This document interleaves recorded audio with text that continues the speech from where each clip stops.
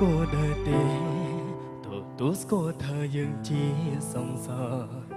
គឺជាសង្សារដែលស្រឡាញ់គ្នាបានមុំមិនបានធ្លាប់ធ្វើដែរគ្នាសន្យា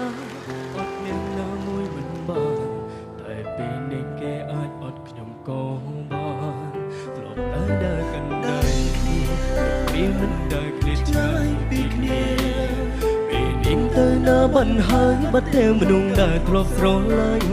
បានត្រឹមតែអួលដើមកអង្គុយចាំគេវើ